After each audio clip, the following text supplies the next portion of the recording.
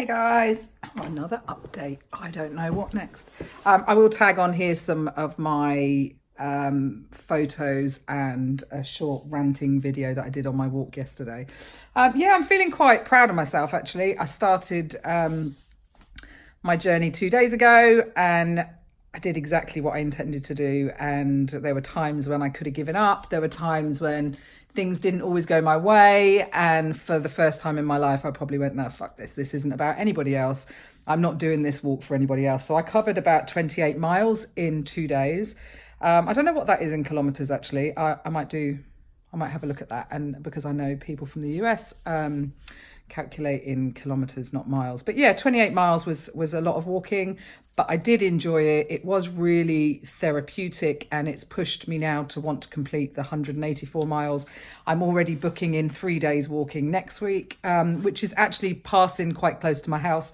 So I will come home and stay every night there.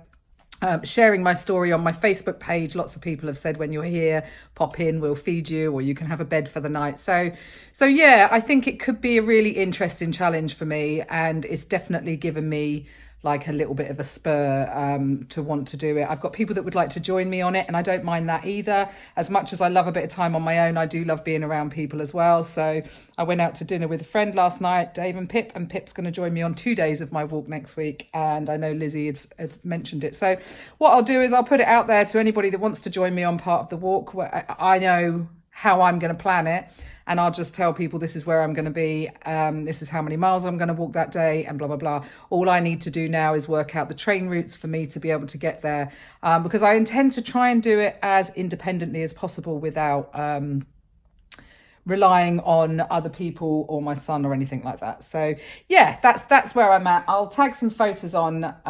It absolutely chucked it down for 2 days. And I think my biggest lesson was my boots that I've had for a couple of years. Well, Howie bought me some ones from last year, which were meant to be waterproof. When the rain's that heavy and you're walking through wet grass, I don't think anything's going to be waterproof. But I'm going to do some research today and maybe buy myself some decent walking boots. Well, I say decent, mine were decent, but one pair was North Face and the other pair was Carrymore. So I don't know. Maybe I'll do some research on what other people think or what they use when it's wet weather.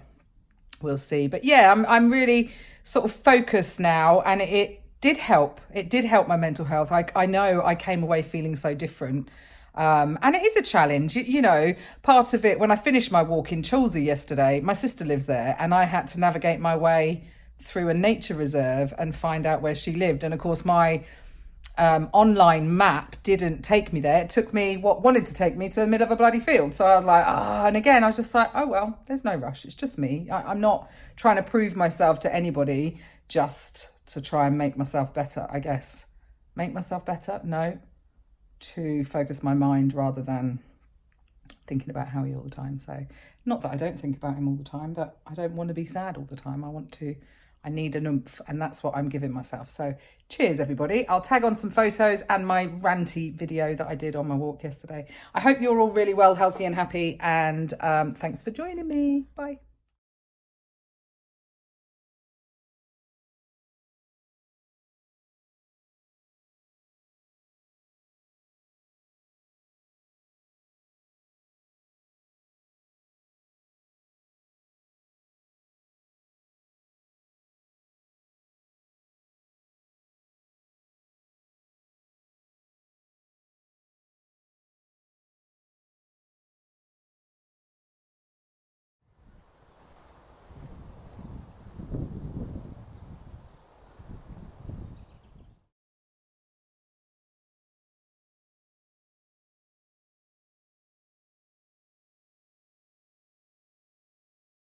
Oh God, here we go again.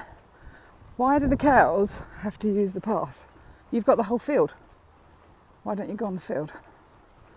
Why do you have to walk on the path, walking towards me? I got this, I can do this. And the cows are not going to trample me. I'll probably end up in the river. Oh God. Are they going to be curious? I don't know if they do trample me. Oh God, why can't you move off the path? Maybe I should stick near the river though. God, I don't know what to do now. Go on, you move out the way, cow. Oh God, he's coming towards me. Hello. Hello. Nice cow. Move. Not towards me. Come on. You can all move. Good cows. Good cows.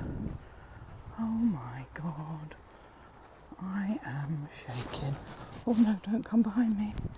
You stay there. I'm not going to hurt you. Whew. Fucking hell. Can you move? Because I'm not going to fall down there. Can you move? Thank you. That's it. Good boy. Good boys. Oh, good. The only one that's scared of me. Don't come towards me though, not with those horns. No, no, no, no, no. I'm not interested in you. I want to walk away from you. Thank you very much. Oh, God. Oh, my God. I am feeling super proud of myself. Oh, I did it again. Cows. Hi. What are you looking at?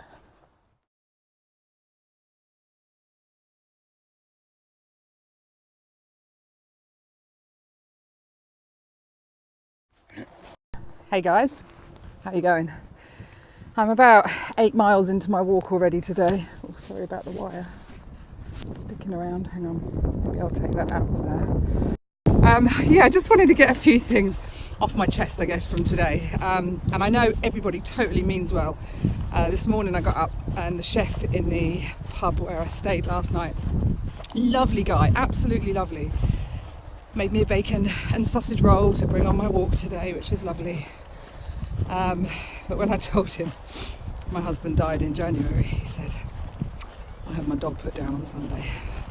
I know how you feel. Okay. I've just met a woman walking now with her 3 dogs. I don't know why. I tell strangers my husband died in January. I don't want sympathy, but that's the reason I'm walking, right? I'm walking to try and focus my mind because I'm grieving for my husband, my soulmate, my other half. And she said, I know how you feel. I got divorced 13 years ago. I mean, people, come on. Are you seriously telling me that?